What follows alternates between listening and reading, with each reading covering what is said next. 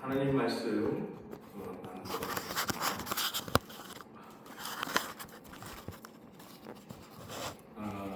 오늘부터 저희가 좀 예배에 좀 다르게 해보려고 합니다. 뭐냐면 우리가 다 함께 일어나서 말씀을 우리 예배 가운데 말씀을 공독할 때 다 함께 일어나서 좀 공독했으면 좋겠습니다. 앞으로 모든 예배 가운데 하나님의 말씀을 공독할 때는 우리 모두 다 함께 일어나서 공독하도록 하겠습니다. 오늘 우리에게 주신 하나님의 말씀은 창세기 13장 1절로 18절 말씀입니다. 창세기 13장 1절로 18절 말씀 우리 한 절씩 교독합니다. 제가 13장 1절 먼저 공독합니다. 아브라함이 애굽에서 그와 그의 아내와 모든 소유와 롯과 함께 네겝으로 올라가니 그가 네겝에서부터 길을 떠나 베델에 이르러 베델과 아이 사이 곧 전에 장막 쳤던 곳에 이르니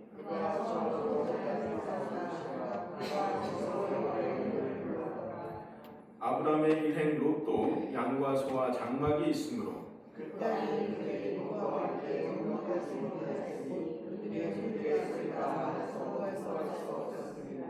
그러므로 아브라함의 가축의 목자와 롯의 가축의 목자가 서로 다투고 또 가나안 사람과 브리스 사람도 그 땅에 거주하였는지라.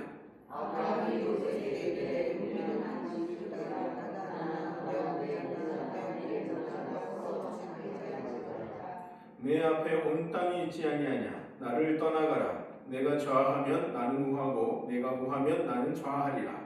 이에 시신을 들어 양간 지역을 향하고 즉 소아를 가지고 땅에 물리하니 여호와께서 소아가 그날을 맛있게 찾으시므로 여호와의 동상하고 백악관을 만났다. 그러므로 롯이 요단 온 지역을 택하고 동으로 옮기니 그들이 서로 떠난지라. 아브라함은 가나안 땅에 거주하였고 롯은 그 지역을 기대하며 그 지방을 옮겨 소까지 이르렀더라.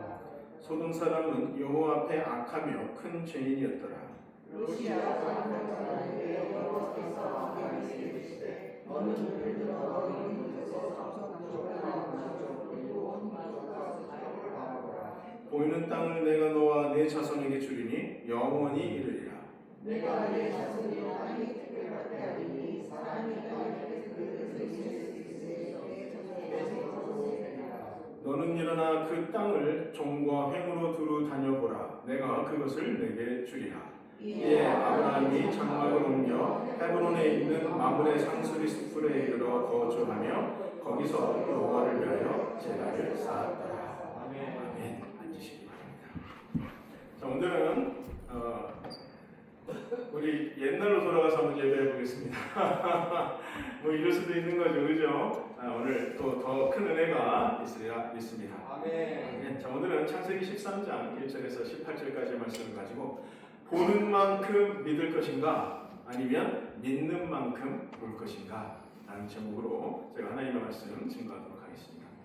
오늘 본문은 이제 갈대아 우르를 떠난 이후 줄곧 아브라함과 함께 동행했던 롯이 이제 마침내 아브라함과 결별하는 그 장면을 기록하고 있습니다.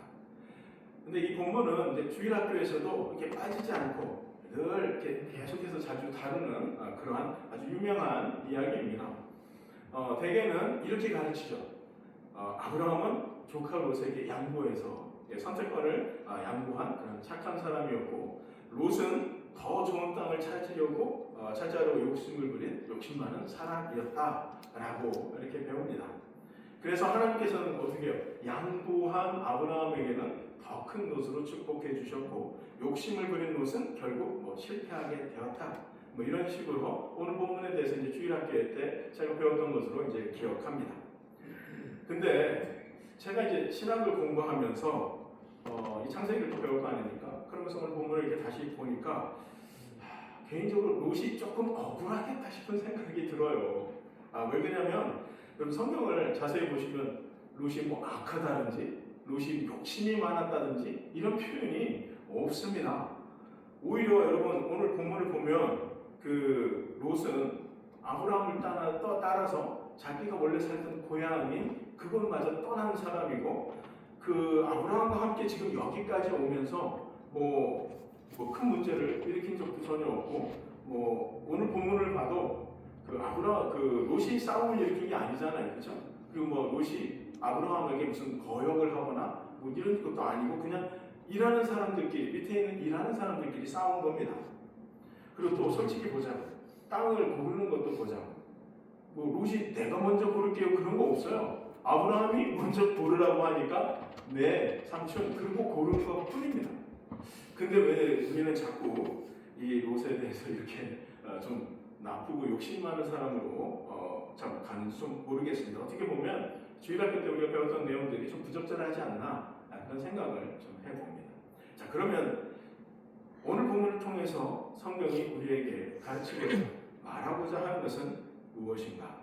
여러분 오늘 본문을 우리가 제대로 이해하기 위해서는 오늘 13장 말고 12장 1절의 말씀을 좀 우리가 다시 볼 필요가 있습니다.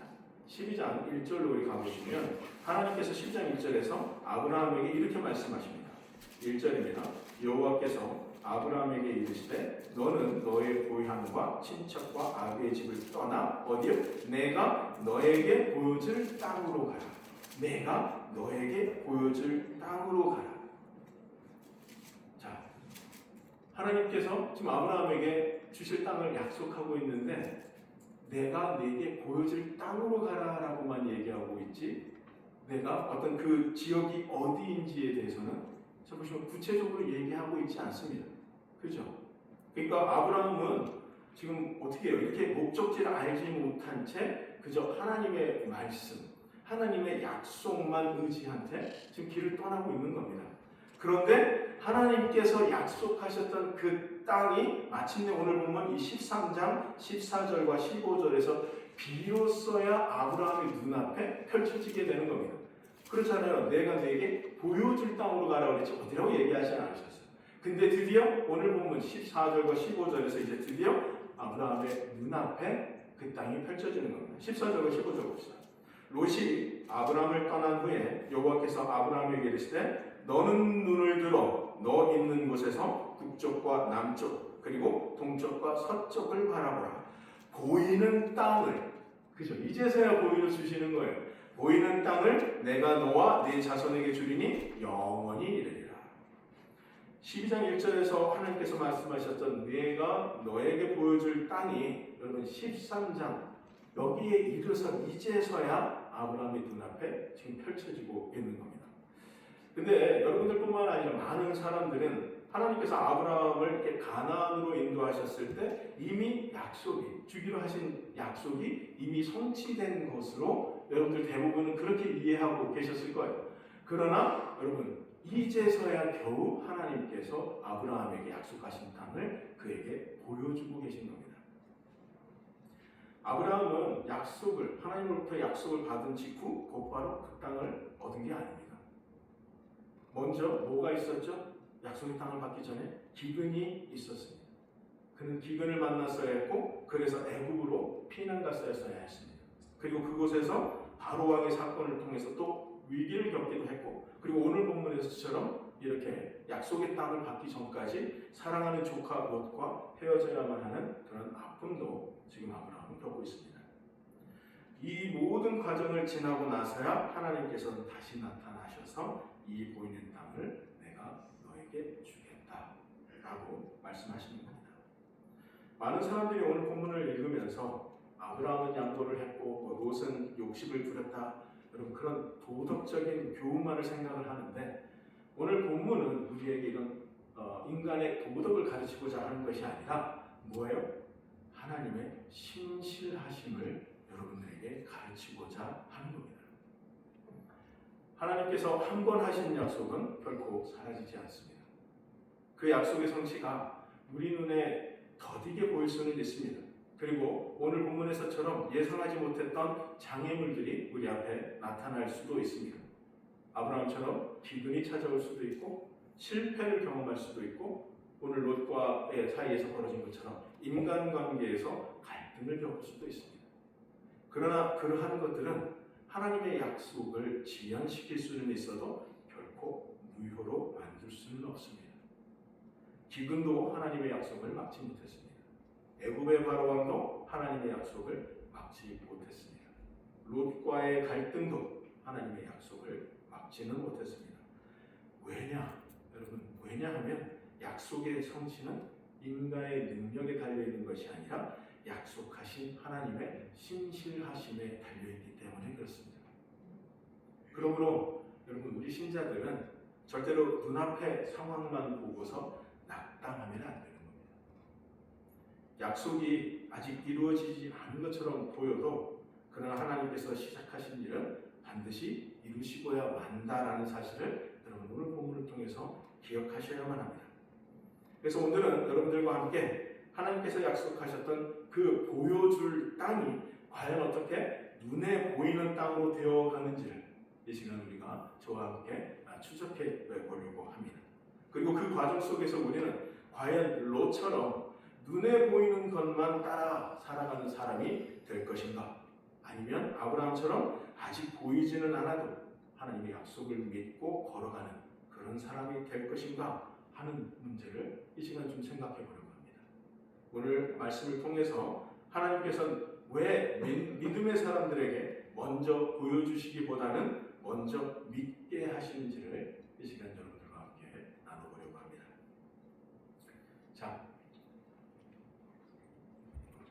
오늘 본문은 크게 세 개의 중요한 장면으로 나눌 수가 있습니다. 첫 번째는 아브라함과 롯이 서로 이렇게 갈라지게 되는 장면이 첫 번째고, 이제 두 번째는 두 사람이 이제 각기 다른 기준으로 땅을 선택하는 장면, 그리고 마지막 세 번째는 그들의 각자의 선택에 대한 하나님의 반응. 이렇게 크게 세 개의 중요한 장면으로 나눌 수가 있습니다. 그러면 먼저 첫 번째로 아브라함과 롯이 서로 갈라서게 되는 장면을 한번 먼저 봅시다. 6절에서 13장 6절에서 9절을 보겠습니다. 6절입니다. 그 땅이 그들이 동거하기에 넉넉하지 못하였으니 이는 그들의 소유가 많아서 동거할 수 없었음이니라. 그러므로 아브라함의 가축의 목자와 롯의 가축의 목자가 서로 다투고 또 가나안 사람과 브리스 사람도 그 땅에 거주하였는지라. 아브라함이 롯에게 이르되 우리는 한 친족이라. 나나 너나 내 목자나 너의 목자나 서로 다투게 하지 말자. 내 앞에 온 땅이 있지 아니하냐. 나를 떠나가라. 내가 좌하면 나는 우하고 내가 우하면 나는 좌하리라. 자, 여러분, 여기서 우리가 놓치지 말아야 할 아주 중요한 포인트가 하나 있습니다. 그게 뭐냐면 지금 아브라함과 이 롯 사이에서 발생한 이 갈등은요, 여러분, 그들이 가난해서 생긴 문제가 아닙니다. 오히려 이전보다 훨씬 더 부유해졌기 때문에 생긴 여러분 문제입니다. 만일 아브라함과 롯의 가축이 지금처럼 많지 않았으면 이런 문제도 없었을 겁니다. 우리는 종종 이렇게 생각하죠. 뭐 우리라고 하지 말고 그냥 제가 생각합니다. 저도 제가 그렇게 생각했습니다. 돈만 좀 더 있었으면 그러면 이런 걱정 없었을 텐데. 내 형편이 조금만 나왔어도 이런 문제들은 다 해결됐을 텐데. 그러나 여러분, 오늘 본문은 우리에게 전혀 다른 사실을 보여주고 있습니다. 많이 가진다고 해서 문제가 사라지는 것이 아니라는 겁니다. 물론 우리가 많이 가지면 좀 더 편해질 수는 있겠죠. 그리고 우리에게 좀 더 많은 선택지가 주어질 수 있을 것입니다. 그러나 더 많은 소유가 더 적은 고민을 보장하지는 않습니다. 오늘 본문은 때때로 더 많은 소유가 더 큰 갈등과 더 복잡한 문제를 가져오기도 한다는 사실을 우리에게 보여주고 있습니다. 실제로 아브라함과 롯이 직면한 위기는 부족함 때문에 생긴 게 아니라 풍요로움 때문에 생긴 위기입니다. 그래서 성경은 우리에게 얼마나 많이 가졌는가라는 것을 묻기보다는 뭘 물어요? 하나님을 얼마나 신뢰하고 있는가라는 것을 성경은 우리에게 끊임없이 계속해서 묻고 있는 겁니다. 자, 이렇게 조카 목과 문제가 생기자 아브라함이 참 제가 봤을 때 어른으로서 너무 멋지게 문제를 해결합니다. 그죠? 이 조카에게 양보를 해요. 한번 볼까요? 참 멋집니다. 8절을 한번 볼까요? 아브라함이 롯에게 이르되 우리는 한 친족이라. 나나 너나 내 목자나 내 목자나 서로 다투게 하지 말자. 우리는 한 친족, 한 가족이니 우리의 관계가 남다른 관계가 아니니 우리 이 문제를 잘 해결해 보자. 이게 참 멋진 것 같아요. 그리고 더 나아가서 이제는 자신이 선택권을 양보하기 때문에 구절 볼까요? 내 앞에 온 땅이 있지 아니하냐? 나를 떠나가라. 내가 좌하면 나는 우하고 내가 우하면 나는 좌하니라. 자, 여러분들은 이 장면을 어떻게 보셨을지 모르는데 저는 이 사람이 갑자기 왜 이러지? 제가 여태까지 본 우리 12장까지 본 아브라함이 아니지 않아요? 좀 다르지 않습니까? 여러분 12장에서 아브라함은 어땠습니까? 기억하시잖아요. 자기 목숨 살리자고 자기의 아내를 바로 왕한테, 여러분 엄밀히 말하면 팔아 넘긴 그런 사람이에요. 그렇잖아요. 자기의 실익을 위해서는 아내조차도, 그리고 그 사실을 반쯤 섞은 거짓말을 하는 것조차도 주저하지 않았던 그런 사람인데 오늘 갑자기 13장에 와서는 롯에게 양보하고 그 선택권까지 물려주는, 좀 이상하지 않으셨습니까? 저는 이 사람이 갑자기 왜 이러지? 어디서 뭐 머리를 다쳤나? 전 이런 생각이 들더라고요. 여러분, 도대체 무엇이 아브라함을 갑자기 이렇게 바꿨을까요? 여러분 뭐라고 생각하십니까? 그 힌트가 오늘 본문에 나옵니다. 여러분, 아브라함이 이렇게 변화될 수 있었던 것은 그는 그 애굽에서 그가 그 지혜로, 자신의 지혜로 어떻게 그 위기를 어떻게든 모면해 보려 했던 그 애굽에서 정말로 살아계신 하나님을 만났기 때문에 그럼 이렇게 바뀐 겁니다. 한번 볼까요? 13장 1절에서 4절을 봅시다. 아브라함이 변했다는 증거가 1절에서 4절에 나옵니다. 자, 한번 읽어볼게요. 아브라함이 애굽에서 그와 그의 아내와 모든 소유와 롯과 함께 네겝으로 올라가니 아브라함에게 가축과 은과 금이 풍부하였더라. 그가 네겝에서부터 길을 떠나 베델에 이르며 베델과 아이 사이 곧 전에 전막 쳤던 곳에 이르니 그가 처음으로 제단을 쌓은 곳이라. 그가 거기서 여호와의 이름을 불렀더라. 아브라함은 애굽을 떠나자마자 곧바로 베델로 돌아갑니다. 베델은 자신이 처음으로 하나님 앞에 제단을 쌓았던 바로 그 자리입니다. 그리고 그곳에서 뭐예요? 여호와의 이름을 다시 부릅니다. 여러분, 이 1절에서 4절은 그냥 단순한 어떤 장소의 이동을 기록한 것이 아니라 아브라함이 이제는 회개하고 다시 하나님께로 돌아오는 그 모습을 여러분 상징적으로 묘사하고 있는 겁니다. 애굽에서 아브라함은 자신의 지혜로 문제를 해결하려고 했습니다.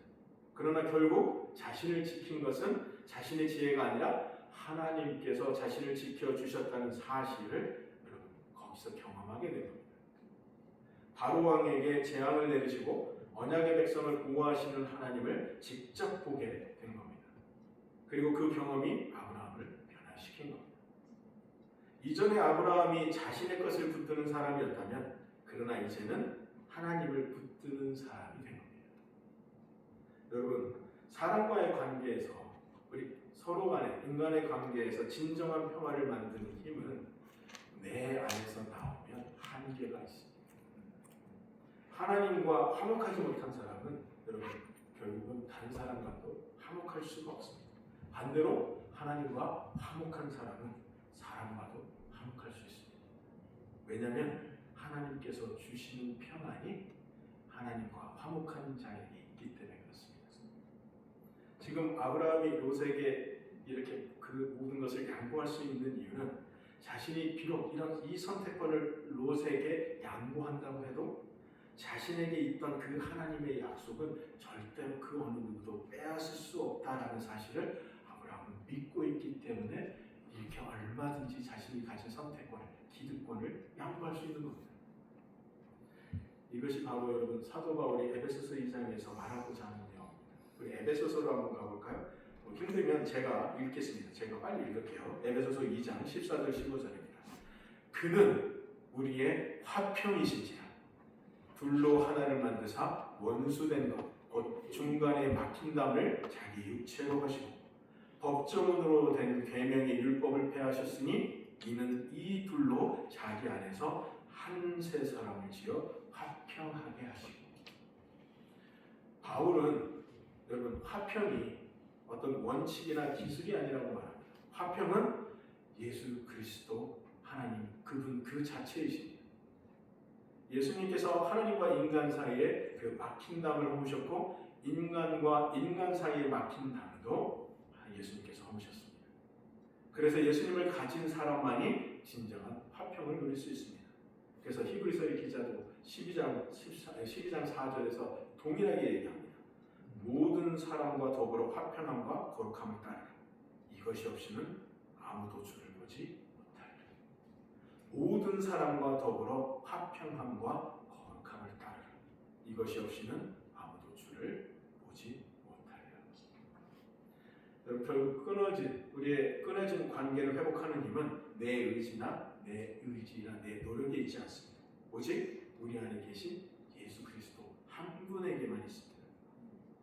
하나님과 화목한 사람만이 다른 사람들과도 화목할 수 있습니다. 여러분, 아브라함이 지금 이렇게 모든 것을 내려놓고 롯에게 양보할 수 있었던 그 이유가 여기 그는 하나님을 만났고 하나님이 주시는 그 평안을 누렸으면 그 평안으로 롯에게 그 모든 것을 양보할 수 있게 된 것입니다. 예수님을 우리 마음 가운데 모시는 것이 여러분들의 지금 끊어진 그 모든 인간관계를 다시 회복할 수 있는 유일한 길입니다. 오늘 이 말씀 기억하셔서 예수님을 우리 가운데 모심으로 다시 한번 우리의 끊어졌던 그 모든 인간관계를 회복할 수 있는 여러분들이 되시기를 예수 그리스도의 이름으로 축복합니다. 네. 자, 이제 또 재밌는 장면 한번 볼게요. 이제 롯이 자신이 거할 땅을 선택하는 장면을 한번 봅시다.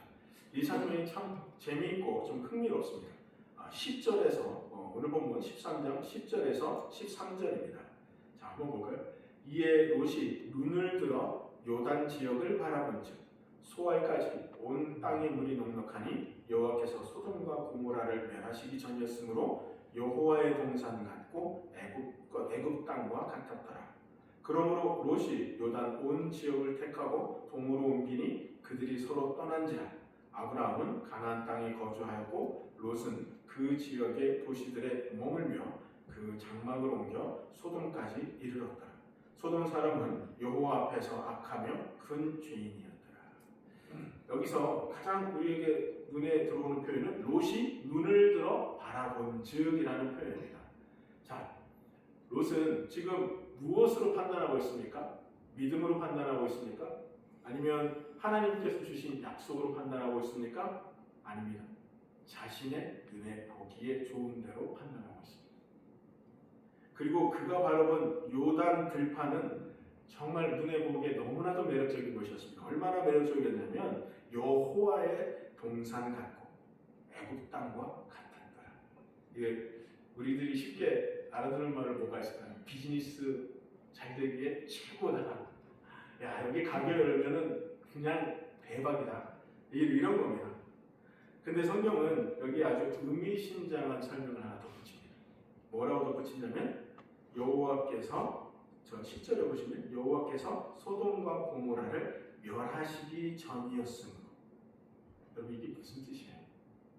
지금은 좋아 보지만 나중에는 결국 망하게 되는, 멸하게 되는 것이라는 겁니다.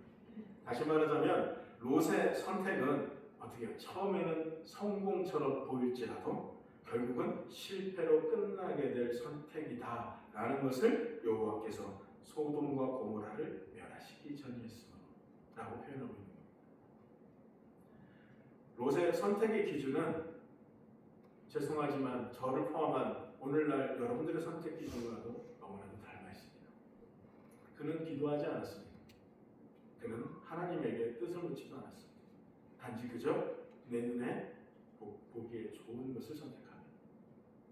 지금 당장 나에게 더 많은 이익을 줄 것 같은 것, 지금 당장 나를 더 풍요롭게 만들어줄 것 같은 곳, 지금 당장 더 안전해 보이는 곳을 선택한 겁니다. 그래서 10절에서 이렇게 말하는 겁니다. 이에 롯이 눈을 들어 요단 지역을 바라본즉 여호와의 동산 같고 애굽 땅과 같았더라. 여러분들 이거 눈으로 바라본즉 뭐뭐 같았더라. 여러분 이거 어디서 많이 듣던 표현 아닙니까? 창세기 3장 가면은 그 하와가 어떻게 얘기하죠? 선악과를 보면서 여자가 그 나무를 본즉 먹음직도 하고 좋아함직도 하고 지혜롭게 할 만큼 탐스럽기도 한다. 이 문장의 형태가 거의 똑같습니다. 거의 이렇게 갖다가 카피 앤 페이스트 한 것처럼 동일한 문장입니다. 자, 그리고 여기에 또 한 가지 흥미로운 점이 있는데 11절 보시면 롯이 어디요? 동쪽, 동으로 옮기니라고 되어 있습니다. 여러분 성경에서 동쪽이란 말 나오잖아요. 이거는 그냥 단순히 방향을 가리키는 게 아니라 여러분 성경에서 구약에서 동쪽이 나오면 이게 무슨 뜻이냐면 자 보세요. 아담과 하와가 에덴 동산에서 쫓겨나서 어디로 갔다고 그랬죠? 그 유명한 드라마 있잖아요. 미국 드라마 에덴의 동쪽. 타락을 뜻하는 겁니다. 여러분. 동쪽으로 갔다고 되어 있어요. 자 그리고 그 가인과 아벨에서 가인이 아벨을 죽고 쫓아나서 어디로 가요? 여호와 앞을 떠나 에덴 동쪽 놋 땅에 거하니라. 거기도 동쪽이에요. 또 볼까요? 그 바벨탑 쌓은 사람들, 바벨탑 쌓은 사람들이 어디로 그 벌 받고 나서 동방으로 옮겨갔다. 성경의 동쪽은 여러분 하나님으로부터 멀어지는 방향을 의미합니다. 따라서 롯이 지금 동쪽으로 갔다는 말은 그저 단순하게 어떤 지리적인 이동을 가리키는 게 아니라 그의 마음이 이제는 어떻게 하나님보다는 세상을 향해서 움직이고 있다라는 것을 어떤 그런 영적 상태를 묘사하는 표현인 겁니다. 여러분 사람은 형통할 때가 가장 위험합니다. 지금 아브라함과 롯이 지금 엄청 형통한 상태입니다. 사람은 형통할 때가 가장 위험합니다. 인간은 고난 중에는 하나님을 떠나지 않습니다. 문제가 생기면 여러분 뭐 하십니까? 문제 생긴 사람들 보면 새벽기도 오고 빠지지 않습니다. 그러나 모든 일이 그랬던 내가 일이 서서히 좀 풀리기 시작하면 여러분 그때부터 뭐예요? 제일 먼저 하는 게 뭡니까? 기도 안 하죠. 말씀 안 찾죠.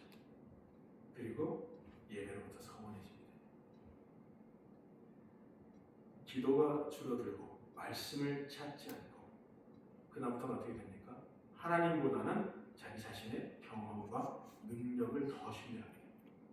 그래서 어느 순간부터는 지금 모처럼 눈에 보이는 것만 보면서 살아가게 됩니다. 그런데 문제는 이 눈이 항상 옳은 길만을 보여주지 않는다는 겁니다. 롯은 풍요로운 들판을 보았지만 하나님은 소돔과 고모라의 멸망을 보고 계셨습니다. 롯은 지금 현재의 모습만을 보고 있지만 하나님은 미래를 보고 계십니다. 롯은 자기 눈앞에 어떤 그 이익과 수익만을 보지만 하나님은 우리 인간의 그 영혼을 보고 계십니다. 시편 30편을 봅시다. 이건 좀 찾으실 수 있으면 좋을 것 같아요.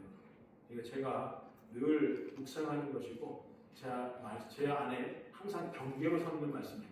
시편 30편 6절과 7절을 봅시다.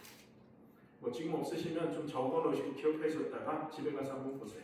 시편 30편입니다. 6절 7절 제가 읽을게요.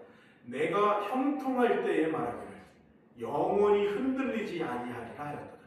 여호와여 주의 은혜로 나를 산같이 굳게 세우셨더니 주의 얼굴을 간침해 내가 근심하였나이다. 여러분 이게 무슨 뜻이냐면 내가 형통할 때는 내가 한창 잘 나갈 때에는 나는 이제 영원히 나는 이제 평안하겠구나 라고 생각했었는데 그런데 하나님께서 나를 버리시니까 내 삶에 다시 근심이 잔뜩 쌓이더라.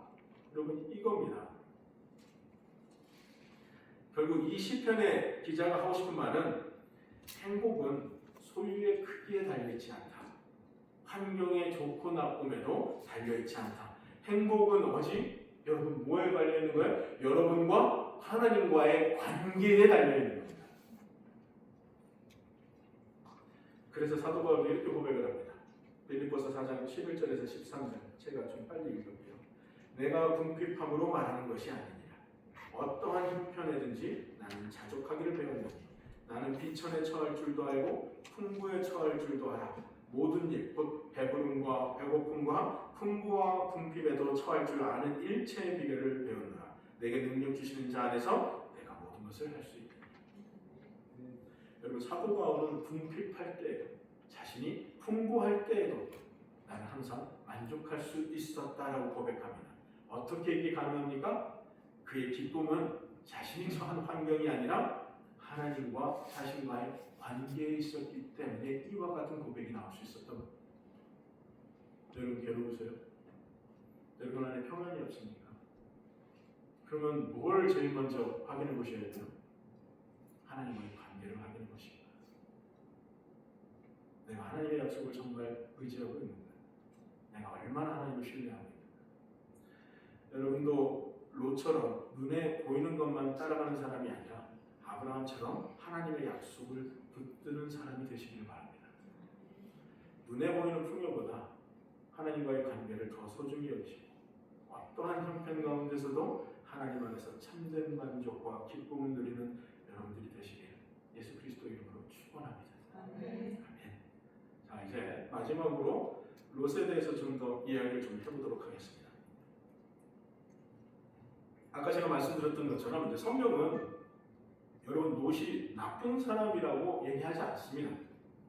그런데 오늘 본문을 통해서 보면 롯은 나쁜 사람이 아님에도 불구하고 어떻게 보면 아브라함 삶의 어떤 한 장애물이었던 것만은 분명해 보입니다. 왜냐하면 롯으로 인해서 아브라함의 문제가 생겼고 만약 롯이 없었다면 이런 문제도 생기지 않았을 것이기 때문에 그렇습니다. 하지만 여러분 우리 인생에 생긴 모든 장애물들이 다 나쁜 것이라고 생각하는 것은 아주 잘못된 생각입니다. 제가 예를 하나 들어볼까요? 자, 어떤 선교사 부부가 있다고 생각해 봅시다. 하나님께서 이렇게 선교사로 이렇게 부르셔서 선교지로 나아가려고 하는데 아내가, 그 선교사의 아내가 선교지에 대한 두려움이 있을 거 아니에요. 그렇죠? 그리고 그 재정적인 문제도 걱정이 되고 특별히 또 뭐가 있습니까? 그 자녀의 교육에 대한 걱정으로 인해서 결심을 내리지 못하고 있다면 그러면 이 아내는 이 선교사인 남편에게 하나님의 사역을 막는 장애물임에는 틀림이 없지만 여러분 그렇다고 이 아내를 악하다고 할 수 있습니까? 그럴 수 없는 겁니다. 여러분들의 인생의 신앙생활의 장애물이 다 악한 게 아닙니다. 제 얘기도 한번 해볼까요? 저도 이 비슷한 예가 있는데 저도 감사하게도 여러분 제가 이 얘기는 안 했죠. 제가 사업에 3번 실패했었는데 나중에 시간 되면 그 얘기 한번 나눠볼게요. 여러분 실패하면 그나마 마지막에 하나님께서 은혜로 작은 성공을 거두게 하셨습니다. 그래서 정말 여러분들도 마찬가지잖아요. 제가 하던 그 사업은 정말 제게 자식과 같이 소중한 것이었고 이때는 어떻습니까? 하나님께서 저에게 주신 큰 축복이었죠. 자, 그런데 하나님께서 저를 이제 목사로 부르시고 사역자로 부르셔서 저는 이제 또 결심이 섰는데 그런데 문제는 지금 제가 일구는 이 사업을 포기하는 일이 정말 쉽지 않더라는 겁니다. 뭐 잘 안 되면은 버리겠는데 또 잘 되고 있으니 오죽하겠습니까? 얼마 전까지만 해도 제가 주여 이와 같은 걸 주시니 감사합니다라고 이와 같은 하나님의 축복이 어딨는가라고 했던 제 사업이 어느 순간 제가 이제 목회자의 길을 결심하게 되는 데에 가장 큰 장애물로 서 있는 겁니다. 우리 신앙생활에도 여러분들에게도 여러 장애물들이 있잖아요. 누구죠? 때로는 남편이 될 수도 있고 때로는 아내가 될 수도 있고 자식이 되기도 하고 직장 동료가 될 수도 있고 주변 이웃이나 친척이 되기도 하죠. 그리고 또 이런 것도 있죠. 이렇게 사람뿐만 아니라 어떤 내 성격, 그죠? 버려버리고 싶은 어떤 내 성격 이런 것들도 우리의 신앙생활의 장애물이 될 수 있습니다. 여러분 그러나 그렇다고 해서 이 모든 장애물들이 다 악한 게 아닙니다. 그러니까 무작정 장애물들을 원망하거나 악하다고 여러분 취급해서는 안 되는 겁니다. 하나님께서는 롯을 그 아브라함의 장애물이 되고 있던 롯을 하나님께서 선하게 이렇게 치우셨듯이 필요하다면 여러분들 앞에 있는 그 신앙의 장애물들을 하나님께서는 반드시 이렇게 옮겨 놓으실 겁니다. 그러니까 그때까지 우리는 어떻게 해요? 아브라함이 롯을 대했던 것처럼 선으로 여러분 이 장애물들을 대해야 합니다. 남편한테 잘해주시고요. 아내한테도 잘해주시고 잘 안 돼요. 여러분 이와 같은 대표적인 사람이 누구입니까? 다윗에게 사울이었습니다. 제가 한번 볼게요. 사무엘상 24장 4절입니다. 다윗의 사람들이 이르되 보소서 여호와께서 당신에게 이르시기를 내가 원수를 너의 손에 넘기리니 네 생각에 좋은 대로 그에게 행하라 하시더니 이것이 그날이니이다 하니 다윗이 일어나 사울의 겉옷자락을 가만히 내리라. 여러분 다윗에게 사울은 지금까지 정말로 감당하기 힘든 장애물이었습니다. 근데 지금 자기 눈앞에 이 장애물을 제거할 수 있는 아주 절호의 찬스가 왔는데 여러분 다윗은 어떻게 했습니까? 그것을 하나님께 맡겼습니다. 그리고 하나님께서 가장 좋은 방법으로 다윗에게 가장 좋은 방법으로 해결해 주셨습니다.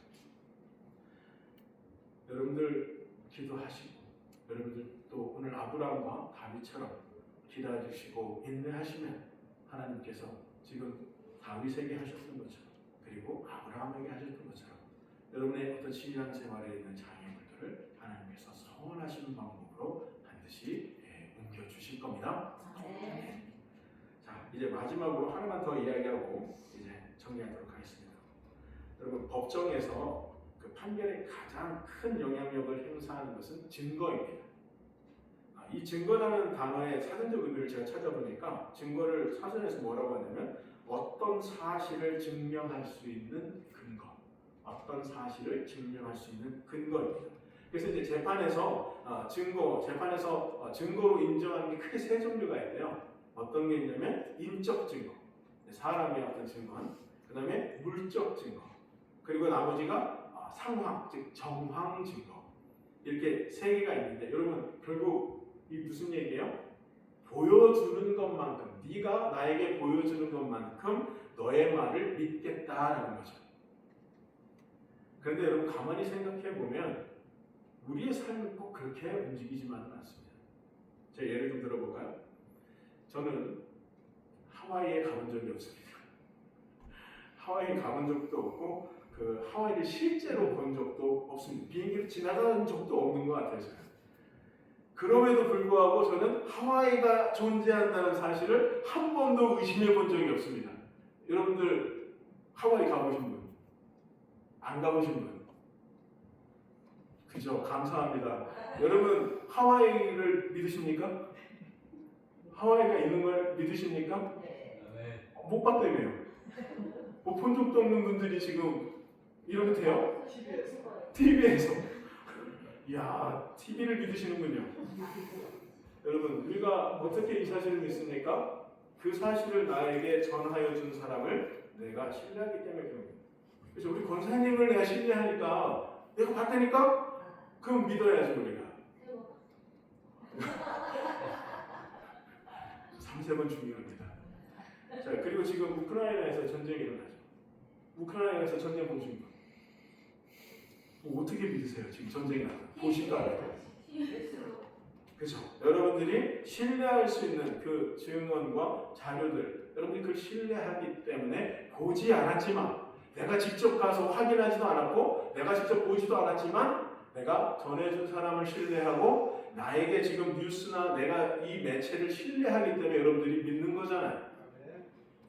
여러분, 믿음은 반드시 눈으로 본 뒤에 생기는 게 아닙니다. 제가 증명해 드렸죠. 믿음은 그 말을 하는 대상을 신뢰할 때 생기는 겁니다. 신앙도 마찬가지입니다. 우리는 하나님을 눈으로 본 적이 없습니다. 그러나 하나님을 증언하는 수많은 믿음의 선배들이 우리에게 있습니다. 그리고 성경이 하나님을 증언합니다. 그리고 교회가 하나님을 증언합니다. 우리가 여러분 믿지 못하는 것은 우리에게 증거가 없어서 믿지 못하는 게 아닌 겁니다. 오늘 본문에서 롯은 자기 눈에 보이는 것을 따라갔습니다. 반면에 아브라함은 아직 보이지 않는 하나님의 약속을 따라갔습니다. 롯은 눈에 보이는 풍요를 선택했습니다. 그러나 아브라함은 눈에 보이지 않는 하나님의 그 약속을 선택했습니다. 롯은 보는 만큼 믿으며 살았습니다. 그러나 아브라함은 믿는 만큼 보며 살았습니다. 그리고 결국 하나님께서는 아브라함에게 그 약속하셨던 땅을 보여주고 계십니다. 여러분, 신앙은 보는 것을 믿는 것이 아닙니다. 신앙은 하나님을 믿기 때문에 보이지 않는 것을 우리가 붙드는 것입니다. 그리고 하나님께서는 그렇게 믿음으로 걸어가는 사람들에게 때가 되었을 때에 그 약속하셨던 것을 우리로 보게 하십니다. 바라기는 우리 모두가 롯처럼 눈에 보이는 것만 따라가는 사람이 아니라 아브라함처럼 하나님의 약속을 신뢰하며 살아가는 그러한 믿음의 사람들이 되시기를 제가 소망합니다. 그리고 언젠가 하나님께서 준비하신 그 약속의 성취를 여러분들 여기 계신 모든 분들이 눈으로 보게 되는 그런 복된 성도님들이 되시기를 예수 그리스도의 이름으로 축원합니다. 네, 기도합시다. 참 좋으신 주님 감사합니다. 우리가 증거가 없어서 믿지 못하는 게 아니었음을 오늘 말씀을 통해 깨달았나이다. 우리에게 수많은 증거가 있음에도 불구하고 내 안에 하나님에 대한 신뢰가 부족하여서 그 약속을 믿지 못했던 것을 이 시간 회개합니다. 아버지 하나님 바라옵기는 이제 눈에 보이는 것만 바라보며 살아가는 자들 되지 않게 하여 주시옵시고 하나님께서 약속하셨던 그 모든 약속을 마치 지금 내가 눈에 보듯이 그 같은 확신 속에서 신뢰 속에서 살아가게 하여 주시옵소서. 그러할 때 우리의 모든 삶이 우리의 화평 가운데 오직 하나님께서만 주실 수 있는 평강이 내 마음 가운데 거하게 됨을 주여 믿습니다. 아버지 하나님 이제 돌아가 다시 삶 속에서 살 때에 아버지 하나님 지금 오늘 말씀을 통해 깨닫는 이 모든 것들을 우리가 마음속에 담고 삶으로 실천하며 보이는 것만이 아니라 보이지 않는 것을 마치 보는 사람처럼 살아가는 그와 같은 주의 자녀들 되게 하여 주시옵소서. 감사합니다. 예수님의 이름으로 기도드렸사옵나이다. 아멘. 우리 최고